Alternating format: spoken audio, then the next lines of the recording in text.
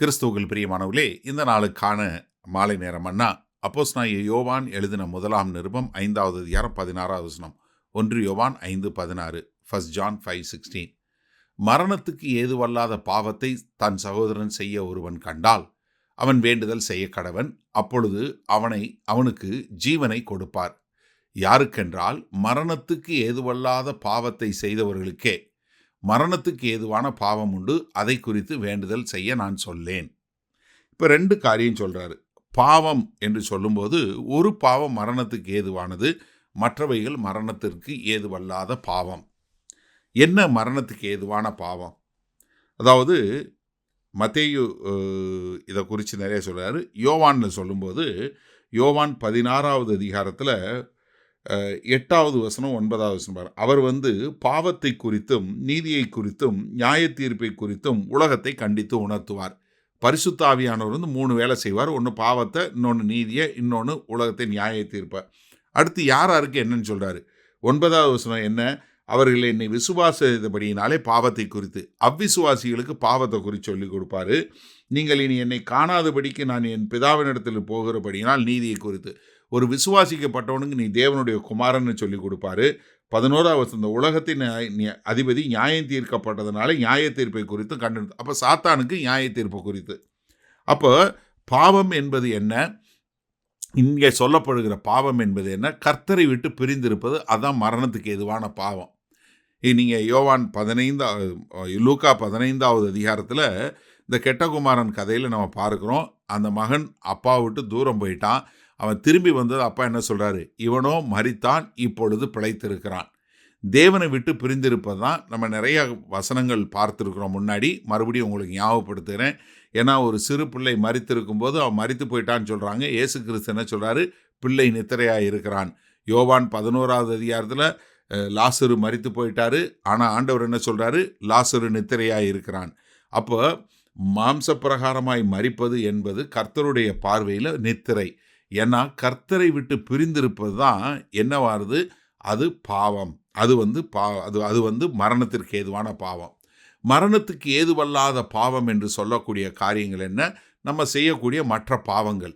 அந்த பாவங்களை குறித்து நம்ம வேண்டுதல் செய்யணும். அப்படி வேண்டுதல் செய்யும்போது கர்த்தர் அந்த ஜெபத்தை கேட்டு அதற்கு பதில் கொடுப்பார். நான் இதுக்கு பழைய ஏற்பாட்டிலே ஒரு உதாரணம் சொல்கிறேன். யோபு 42வது அதிகாரத்தில் 8வது வசனம் பாருங்கள்.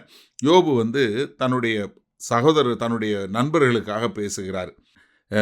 நீங்கள் 7 எலிப்பாஸ்டர் சொல்கிறார், 7 காளைகளையும் 7 ஆட்டுக்கடாக்களையும் தெரிந்து கொண்டு என் தாசனாகிய யோபுவினிடத்தில் போய் உங்களுக்காக சர்வாங்க தகன பலிகளை இடுங்கள்.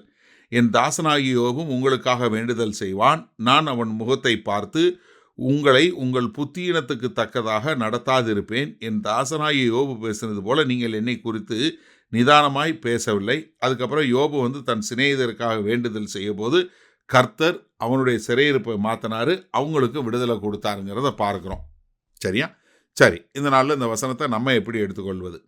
அதாவது கர்த்தராகிய இயேசு கிறிஸ்துவை அறியாமல் இருப்பது தான் பாவம். கர்த்தராகிய இயேசு கிறிஸ்துவை அறிந்து கொண்டு நீங்கள் வரும்போது உங்களுக்கு நித்திய ஜீவன் உண்டாகிறது. அதற்கு பின்பாக நீங்கள் ஒரு பண்ணக்கூடிய பாவங்களுக்கு யோவான் 1வது நிருபத்தில் 1வது அதிகாரத்தில் சொல்லியிருக்கிறாரு. நாம் பாவம் இல்லை என்று சொன்னால் நம்ம பொய்யராக இருப்போம், கர்த்தரை பொய்யராக்கிடுவோம். நம்முடைய பாவங்களை அறிக்கை செய்தால் அவருடைய இரத்தம் சகல பாவங்களை நீக்கி கழுவி சுத்திகரிக்கும். அப்போ என்ன? நாம் மரணத்திலிருந்து விடுதலை பெற்று நித்திய ஜீவன் பெற்று கொண்டாலும் நமக்குள்ளே இருக்கக்கூடிய இந்த உள்ளான பாவங்கள் இருக்க தான் செய்யும். அந்த பாவங்களை நம்ம ஒவ்வொரு நாளும் களைந்து போட்டு கர்த்தர்கிட்ட மன்னிப்பு கேட்டு நாம் பரிசுத்த பாதையில் போக வேண்டும். அதனால தான் இந்த சாங்டிஃபிகேஷன் என்று சொல்லக்கூடிய பரிசுத்தமாகுதல் என்பது என்ன? ஒவ்வொரு நாளும் நாம் தேவனிடம் அறிக்கை செய்து நம்முடைய பாவங்களை அறிக்கை செய்து நாம் அந்த பாவத்திலிருந்து விடுதலை பெற்று கர்த்தருக்கென்று வாழக்கூடிய பிள்ளைகளாய் வாழ வேண்டும். அதுதான் பரிசுத்தமாகுதல். அப்போ ஒரு பாவம் என்ன பண்ணோம்? கர்த்தராகிய இயேசு கிறிஸ்துவை நாம் மறுதலிக்கிறது.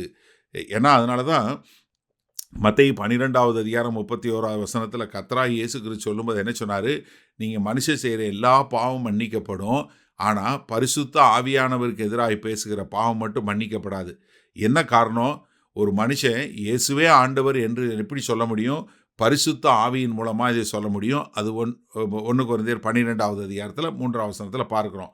அப்போ இயேசு கிறிஸ்துவுக்கு விரோதமாக இயேசு கிறிஸ்துவை மறுதலிக்கிறதே நீங்க மரணத்திற்கேற்ற பாவம்.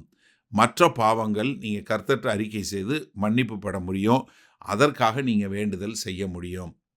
மகா கிருபையும் இரக்கம் நிறைந்த எங்கள் அன்பின் தகப்பனே, இந்த தெளிவான சிந்தையோடு நாங்கள் குறைவுள்ள மக்கள், அதனால உம்முடைய பரிசுத்த ஆவியினுடைய ஒத்தாசையோடு நாங்கள் ஒவ்வொரு நாளும் எங்களுடைய சுயத்தில் வரக்கூடிய எல்லா பாவங்களையும் மேற்கொண்டு ஒரு பரிசுத்த வாழ்க்கை வாழ எங்களை ஒப்புக் கொடுக்கிறோம். மீட்பரும் இரட்சகருமாகிய இயேசு கிறிஸ்துவின் மூலம் ஜெபிக்கிறோம் வல்ல பிதாவே, ஆமேன். கர்த்தர் உங்களை ஆசீர்வதிப்பாராக. நாம் நாளை காலை தினசரி தியானத்தில் சந்திப்போம்.